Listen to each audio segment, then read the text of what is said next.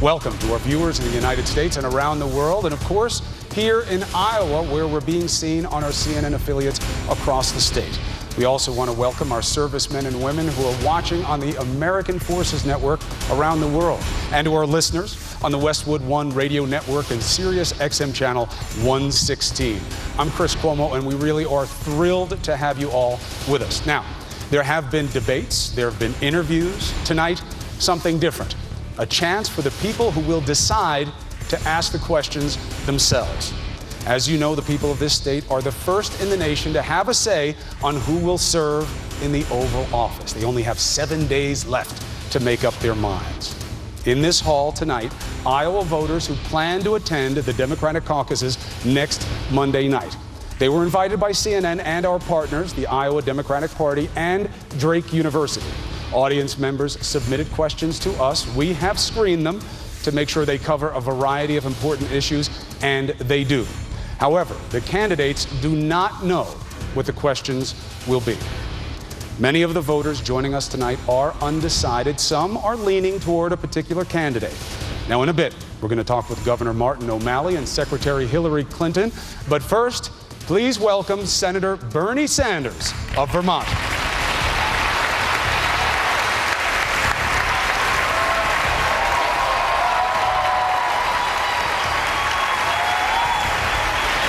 Chris, how are you, man? Good to see you, Senator.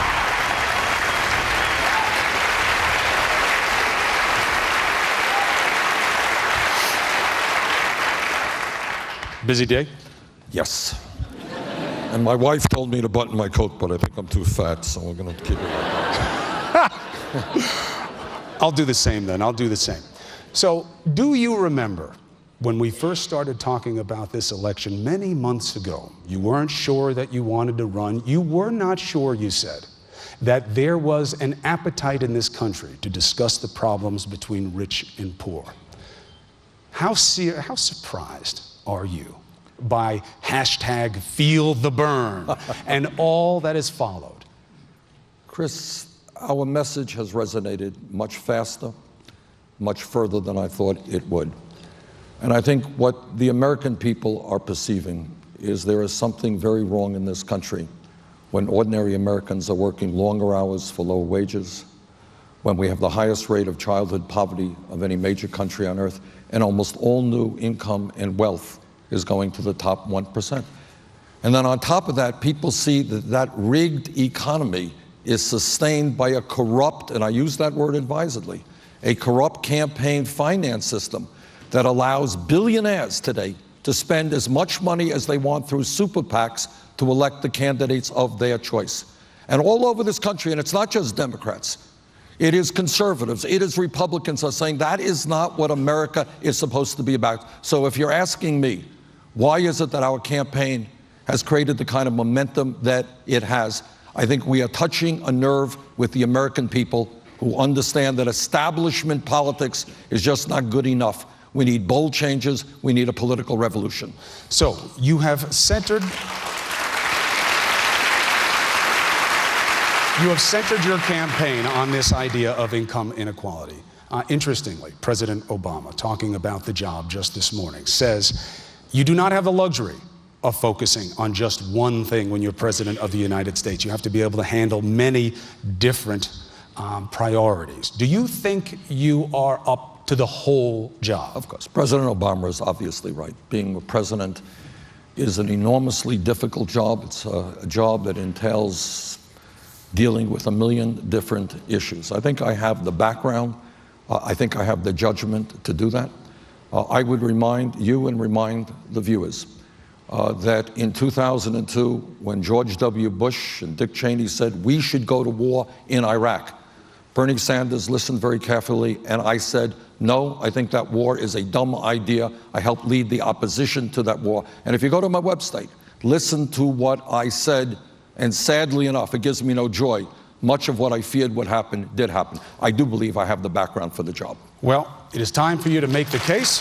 Let's do it with the people who matter, the voters. The first question for you, Senator Sanders, comes from Jerry Odie. She says she is an undecided voter. Jerry?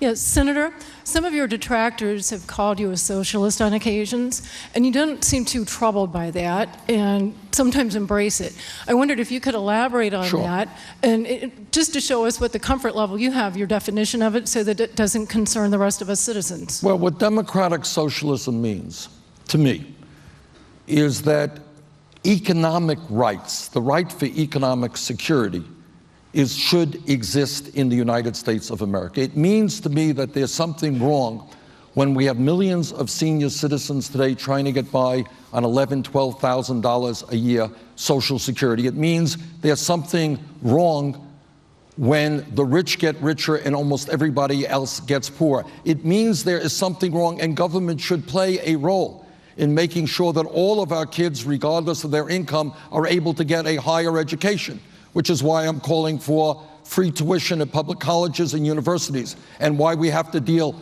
with this horrendous level of student debt that people are having. Now, what's going on in countries around the world, in Scandinavia and in Germany, the ideas that I am talking about are not radical ideas.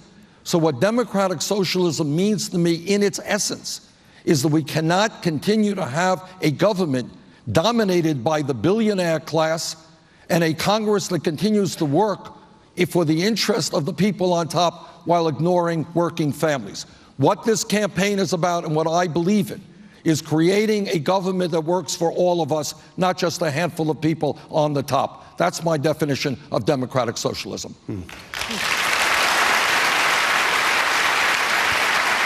Next question. Renee Seagren. She's a nurse. She says she's undecided. She sees how healthcare plays out every day. She has a concern for you. Please, Renee. Senator Sanders, you have branded your program, your single-payer health program, as Medicare for All. And Medicare has a reputation of having some problems.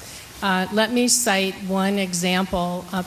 A man in our clinic went into the donut hole in September and could not afford the $1,200 a month it would cost him for insulin. So he had to decrease his dose to make his insulin stretch. So why do you think that people would support your Medicare for All program? Well, I think people will support my Medicare for All program because the United States today is the only major country on earth that doesn't guarantee health care to all people as a right. Now, I'm on the committee that wrote the Affordable Care Act, and I think the Affordable Care Act has done a lot of good things. But yet we have 29 million people without any health insurance. Your point is there are seniors today, and I meet them every day, who cannot afford the outrageously high cost of prescription drugs, because in America, everybody should know this, we pay by far the highest prices in the world for prescription drugs.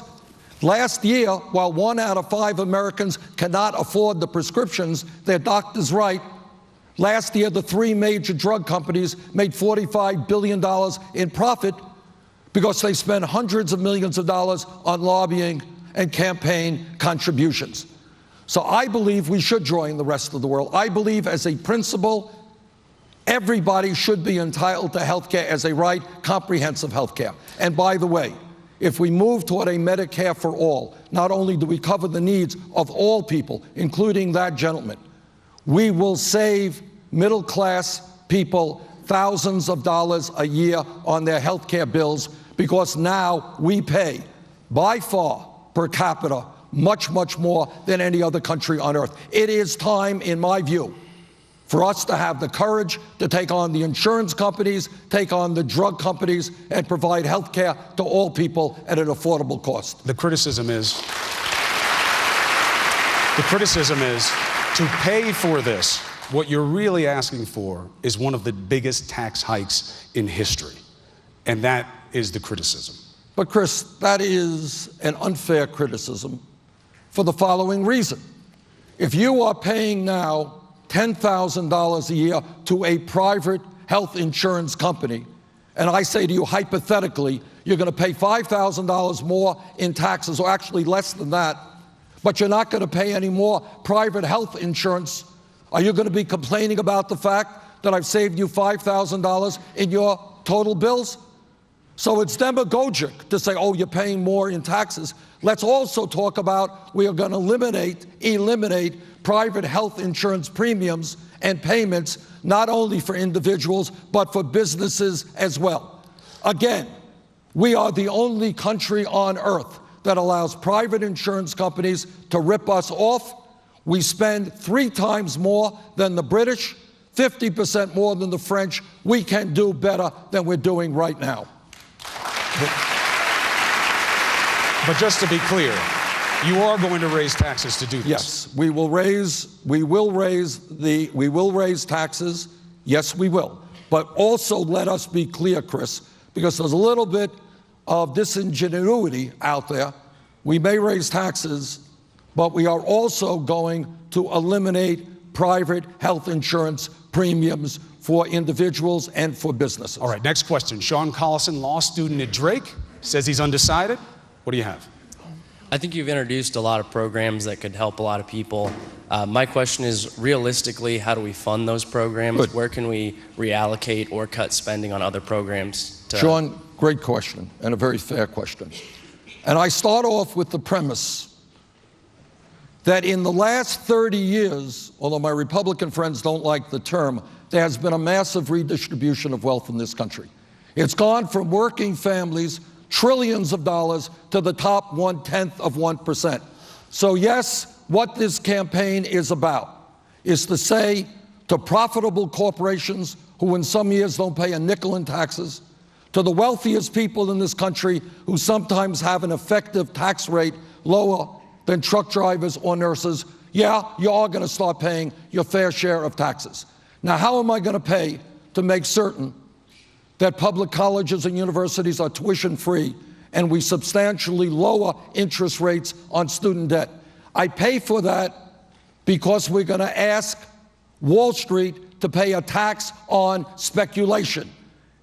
We are also believing, I believe, that after the working families of this country bailed out Wall Street, maybe it's their time to help the middle class of this country. Now, I believe that we have an infrastructure that is crumbling. That's roads, bridges, rail, airports, levees, dams. We all know what's happening in Flint, Michigan, water systems, wastewater plants. I believe that if we end this absurdity of allowing corporations who make billions of dollars a year in profits to stash their money in the Cayman Islands, Bermuda, and other tax havens, we eliminate that, we're going to bring $100 billion into the Treasury. That money goes into rebuilding our infrastructure, creating 13 million jobs in 5 years with $1 trillion investment. I have paid for all of our proposals. Right, Senator.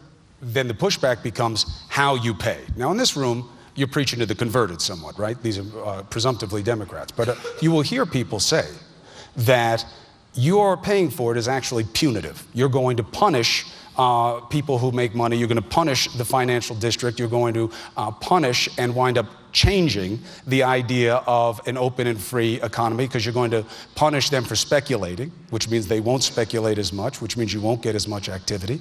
And if you do a checklist of how you pay for everything, what you're doing is amassing the biggest government ever. After President Clinton said the era of big government was over, seems like Bernie Sanders is saying, not only if it's over, I'm going to do it bigger than ever. All right, we got to put what I am doing in context.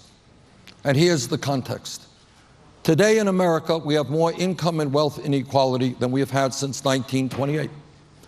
There has, Chris, been a massive transfer of wealth. I'm talking about trillions of dollars from the pockets of working families into the hands of the top 0.1%.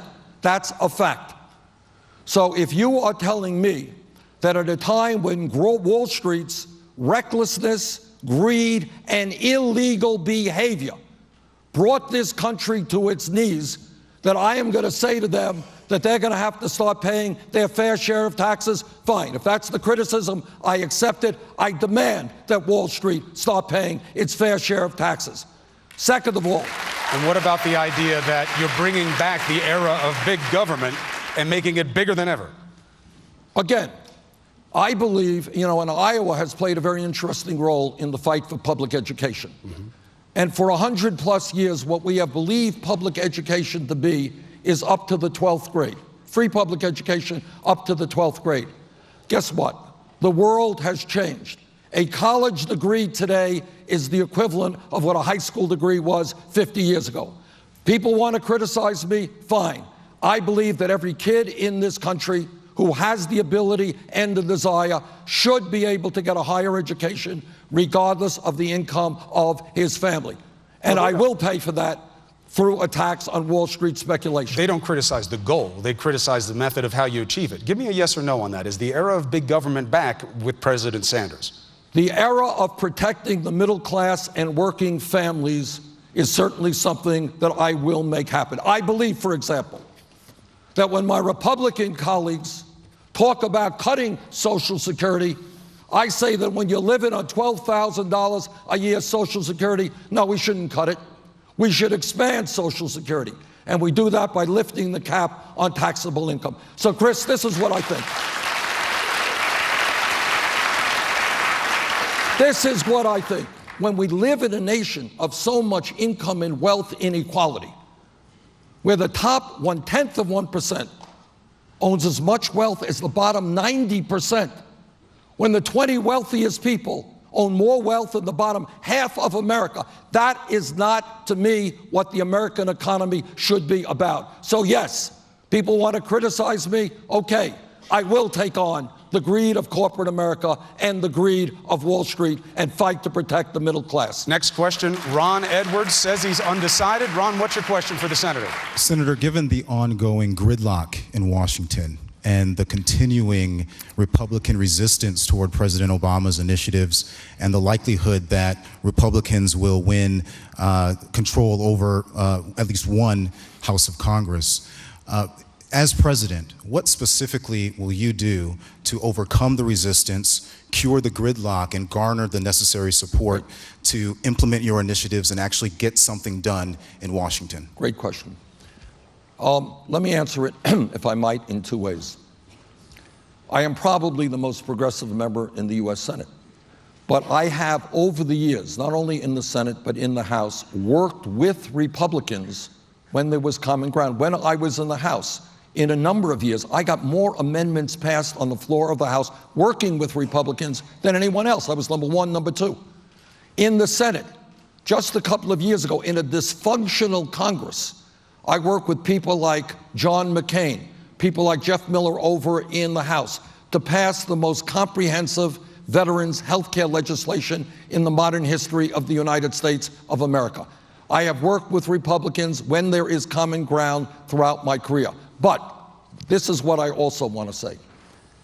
In my view, you have a Congress today that is much more worried about protecting the interest of the wealthy and the powerful and making sure they get campaign contributions from the wealthy and the powerful.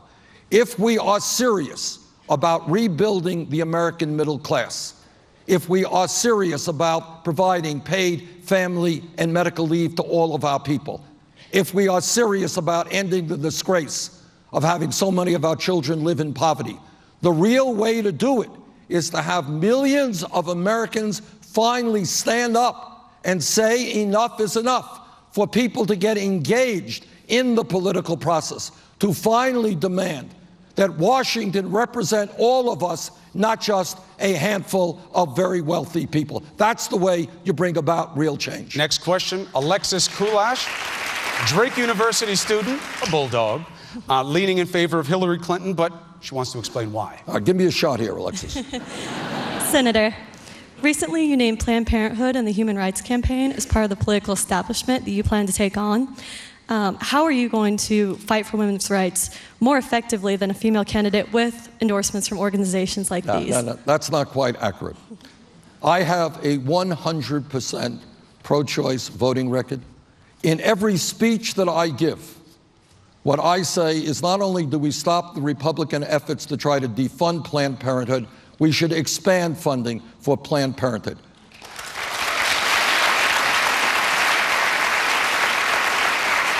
Now, what I said what I said on a television program, and I did not say it well, is that sometimes the base of an organization looks at the world a little bit differently than the leadership. So if you have 100% Planned Parenthood voting record, 100% pro-choice voting record, there are people who are asking, why is the leadership not either supporting Bernie Sanders or why are they, opposing him? And my point is that I will fight. These are great organizations. I met with Planned Parenthood. They do a fantastic job, not only in defending women's rights in general, but talking about sexuality in America. They are a fantastic organization. Count me in as somebody who strongly supports them. So this was simply a question of endorsement policy, not whether or not I strongly support these organizations. Alexis, have your vote yet? Alexa, correct, she's saying as to the premise of the question, not to whether or not you have her vote. Okay, I think she's going to have to decide on that. I'm just kidding, but that is the difference. I support the organization. Alexis, second aspect to your question, though, right? You said then the first female president. How do you think that you would be as helpful to women as a woman president would? Yeah. What about that aspect? That's what Hillary Clinton represents on one level to voters, that she would be the first female president, and there is something special in that, especially when it comes to women's issues. And of course, I understand that. But I think if you look at my record in terms of fighting for women's rights, I think there are very few members of Congress who have a stronger record. It's 100% lifetime, and I've been there for a while. In addition to that, there have, as you know, women are making 79 cents on the dollar compared to men. That is nothing but old-fashioned sexism, and I am a strong advocate and will fight for pay equity for women. I believe that, and it's not only women, although it impacts women, it impacts women of color even greater. This level of pay inequity is extraordinary. So we're going to fight for pay equity, make sure that everybody earns the same amount for the same work. Also, what we have got to do is people cannot make it on $8, $9, $10 an hour. We have got to raise the minimum wage in this country to a living wage. That will impact all people. It will impact women more than men as we raise the minimum wage to $15 an hour. All right, so one more point, Chris. I'm trying to win her vote. Leave me alone here. I'm trying to. All right? Hillary Clinton and I have a disagreement on a very important issue that impacts everybody, but especially women. I believe that we should expand Social Security benefits by lifting the cap on taxable income. That will help millions of low-income seniors, especially women. Ask Hillary Clinton if she's prepared to lift the cap on taxable income. All right, Alexis, I want to put you a little bit on the spot. Now that you heard the answer, what do you think now? And he looks like that even when he's happy, so don't worry about his particular reaction. So, after the answer, where are you? Same place, open-minded? What do you got? It definitely means I'm going to have some hard thinking to do in the next week, but it reassures me, and it was a good plan to speak about. Thank you. Thank you very much. Take progress where you find it. All right, we'll give Alexis some time to think. The rest of you as well. We have more questions for Senator Sanders and his final pitch to these Iowa voters when we come back. Stay with us. Come back to the CNN Democratic Presidential Town Hall here at Drake University in Des Moines, Iowa. We're here with Senator Bernie Sanders. We've been talking about the issues. You were working on a young woman there, trying to get her vote. I have another woman I think you got some work left to do on. Her name is Secretary Clinton. She has an ad out now. You both put out big ads. I know how you feel about yours. Let's take a look at Secretary Clinton's ad and get your take on it, Senator, right here in this room. The world a president has to grapple with. Sometimes you can't even imagine. That's the job. And she's prepared for it like no other. A tireless Secretary of State, standing up against the abuse of women and girls, negotiating a ceasefire in Gaza, leading the diplomacy that keeps us out of war. The presidency is the toughest job in the world, and she's the one leader who has what it takes to get every part of the job done. I'm Hillary Clinton, and I approve this message. The argument is, sure, Bernie's got the heart, but I have the head. You have to be experienced. You have to know what to do. Is Secretary Clinton simply better prepared for the job than you, sir? Don't leave. We have another 15 minutes. Now, this calls for a standing up response. Okay. That's all. All right, let me shock everybody here. This is true. I've known Hillary Clinton for 25 years. You know what? I like Hillary Clinton, and I respect Hillary Clinton. And Hillary Clinton has devoted her life to public service.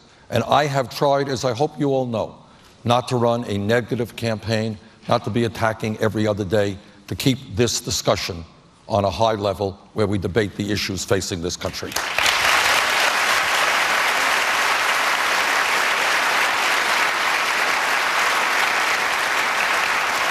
And by the way, with a few exceptions, we're doing a lot better than the Republicans in that regard.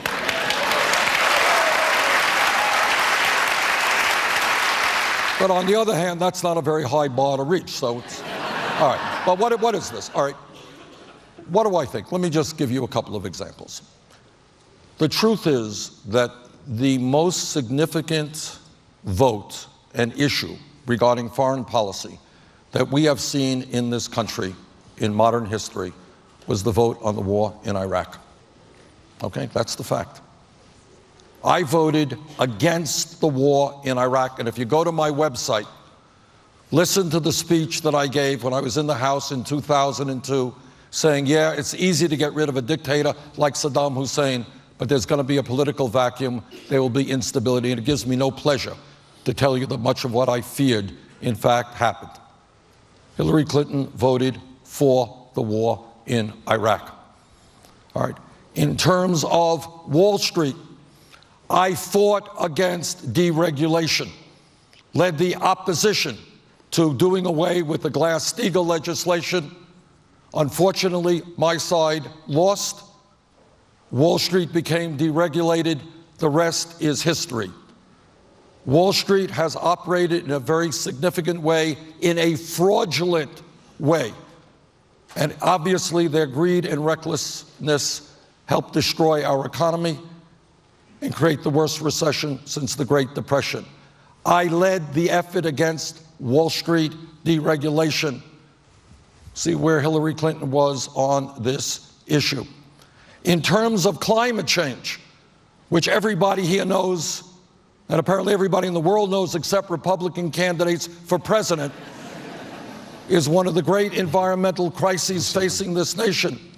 On day one, I said the Keystone Pipeline is a dumb idea.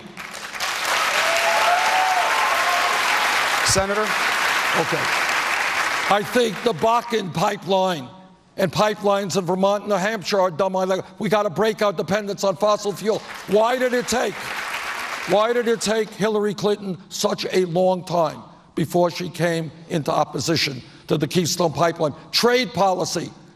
I have understood from day one that our trade policies have cost us NAFTA, CAFTA, PNTR with China, millions of decent paying jobs. I didn't have to think hard about opposing the Trans-Pacific Partnership. Took Hillary Clinton a long time to come on board that. So, in other words, yeah, I do think I have the background and the judgment to take this very, very difficult job of being President of the United States. One point of pushback. We know we're in the final stretch here. Intensity gets higher when you're in the final stretch like we are right now. Yes. But on January 19th, you were talking about Secretary Clinton's experience argument, and you referred to Dick Cheney. You said he had a lot of experience, too. Right. Now, referring to Dick Cheney when talking about Hillary Clinton, not exactly the most highbrow way to conduct the election, look, some might suggest. My only point was, look, Secretary Clinton was Secretary of State of this country for 4 years. That is a lot of experience. There's no debate about that. I was not Secretary of State.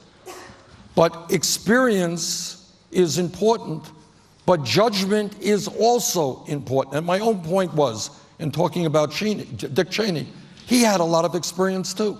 His policies with regard to foreign affairs was an absolute disaster. So experience is important, but it is not the only thing. And I would urge people to check out my views on foreign policy, how we deal with ISIS, and I think they will make a lot of sense to the people of Iowa and the people of our country. Let's get a question. Carrie Crawford says she's undecided, mother of 3 grown kids. What is your question?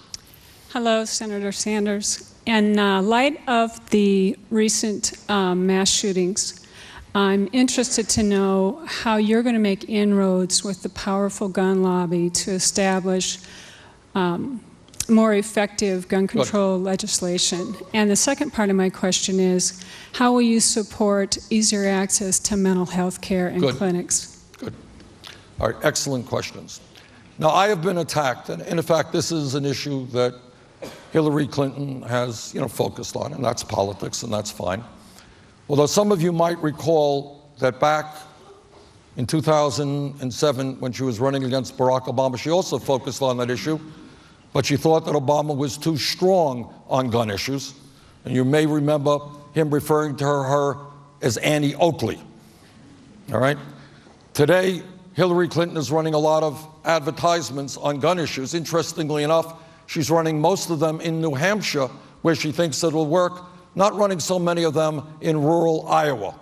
Now, you can form your own judgment as to why that is the case. But to answer your question, in 1988, I ran for Vermont's lone seat in the U.S. House of Representatives. I ran as an independent against a Democrat or Republican. The gun lobbies said, vote for either the Democrat or Republican, don't vote for Bernie Sanders. This is 1988, because Bernie thinks that we should not be selling military-style assault weapons in the United States of America, back in 1988. I lost that election by 3 percentage points. I cannot tell you that that was the only reason, but I had the gun groups working against me back then. Since then, I have supported instant background checks, the expansion of instant background checks, because I believe our job, if we're going to end these horrific mass murders, or at least have some impact in lessening the occurrence of them, we have got to do our best to make sure that guns do not get into the hands of people who should not have them, criminals, people with mental instability. I believe, as President Obama does, that we've got to deal with this gun control loophole, and that's what he's working on now with his executive order. People should not be able to circumvent the instant background check through the gun show or through the internet. I believe that we should make a federal crime of the so-called straw man situation, where people are buying guns legally, going through the instant background check, and then selling them to criminals. Senator, address your shift on the issue regarding manufacturers and their liability. Here just is to the remind issue. you guys, tell them where you were first and then what you just said recently. I voted for the bill. And the reason I voted for the bill is you got a bill which has a number of elements in it.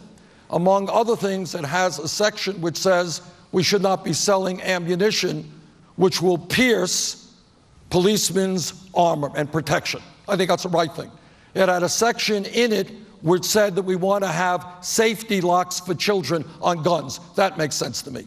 It also had a provision in it which says the following, and people may disagree with me, this is my view, is that if you are a small gun shop in Vermont and I legally sell you a weapon, okay? You go out, buy that gun legally, and then you go out and kill somebody. I think the gun shop owner should not be held liable for your criminal act. That's what I believe. Now, within that bill also, there were some onerous provisions, not good provisions. What happens if a gun manufacturer is selling a whole lot of guns into an area, far more guns than that area can consume? And what happens if that gun owner, that gun manufacturer, should know that those guns are going into criminal hands? Should that gun manufacturer be held liable? Yes, he should. So I am willing now to look at that legislation, maintain what was good in it, get rid of what is bad in it. But isn't that kind of having it both ways? Like, either they have liability as a manufacturer or they don't. The first argument seems to make sense. Why would they be exposed to liability that other manufacturers are not? But are you having it both ways? I don't think so, Chris. If you're a small gun shop owner and you sell somebody a gun legally, all right, you don't do anything wrong. That's what you do. You sell guns. Somebody buys the gun and then goes out and kills somebody. Do I think that gun shop owner should be held liable? I don't. What's the difference between selling one or selling 1,000? No, but the point is, but here's the point. If a gun shop owner should know Why should somebody be buying 1,000 guns? Somebody should be thinking that does not make a lot of sense. In that case, that gun shop owner or the gun manufacturer should be held liable. Okay, and that's the issue that I want. Now, you asked me also about mental health. When I talk about health care for all, I absolutely include in that the fact that mental health should be treated as part of health care, should be available to all people. I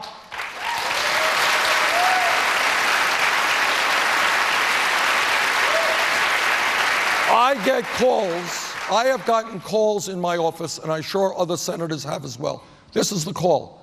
Somebody calls us up and said, I am very worried about my brother. I'm worried what he might do to himself or, to answer your question, to somebody else. He may be homicidal, he may be suicidal.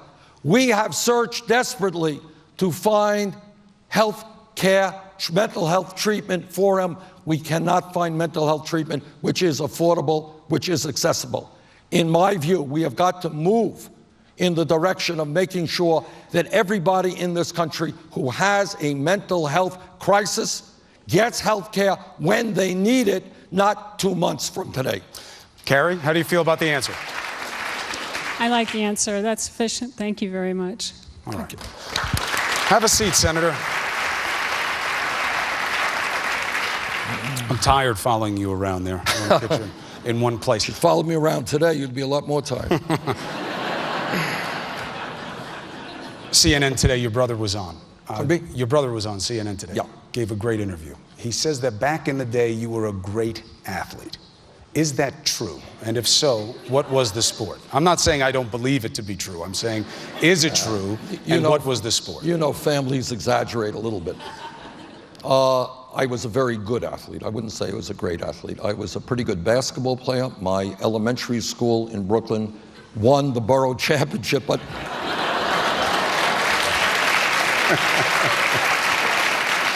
hardly worth mentioning, but we did, yes. And yes, I did take 3rd place in the New York City indoor 1-mile race. Okay, well, you know, I was a very good long-distance runner. I would say not a great runner, but I was captain of my track team, won a number of cross-country meets, and certainly won a whole lot of races. So good, very good, not great. Right. Now, this is what they call a bait and switch. I don't really care about your athletic record. If you were elected president, you're 75 now, you would be the... 74. You were 74, going on 75. You're close to 75. I'm going on 75, so are you. You're going to be 75. That's true, that's true. You would be the oldest person elected president. You have medical records, you say you're going to release them. Yeah. Should you release them to be fair to the voters of Iowa before Absolutely. they vote? I mean, they're sitting, where are they, Jane? They're on our table right now? All right, we will release them. That's my wife. Yes, of course we'll release them. You're going to do it before Iowa? Yes, sure. And you know, I am, you know, if there's wood here, I would knock on it. My head's close enough. All right. I have been blessed with good health and good endurance, and there's nothing in the medical records that is going to surprise anybody, and we will get them out as soon as possible. All right, thank you for clarifying that. Something else your brother said. He got emotional. He was saying, boy, would our parents be proud of the success that Bernie has had. You have to think about that as well. When you think about why you're doing this and what it means, what does it mean to you about what your parents would think if they saw you now? That they wouldn't believe it. I mean, we grew up, my dad came from Poland at the age of 17 without a nickel in his pocket, couldn't speak English, and he never made a whole lot of money. And my brother and I and Mom and Dad grew up in a 3.5-room rent-controlled apartment in Brooklyn, New York. And we never had a whole lot of money. And if you ask me, you know, Chris, this would be so unimaginable. The fact that I'm a United States Senator would have been beyond really anything that they would have thought possible. The fact that I am running for President of the United States, you know, I do think about it. And, you know, I think they're very proud. But it's certainly something that I don't think they ever believed would have happened. You got 30 seconds. Tell the voters of Iowa what you want them to know. Look, Hillary Clinton is a very good person. Martin O'Malley is a very decent guy. So I'm not, this is not a personal stuff. It just seems to me that the crises that we face as a country today, and we didn't even get into climate change to a significant degree, inequality, poverty in America, an obscene and unfair campaign finance system. These problems are so serious that we have got to go beyond establishment politics and establishment economics. In my view, we need a political revolution where millions of people stand up and say, you know what, that great government of ours belongs to all of us, not just the few. That's why I'm running for president. Thank you. Senator Sanders, thank you for taking the opportunity. Good luck to you in the Iowa caucuses next week. All right, our thanks to Senator Sanders. Coming up.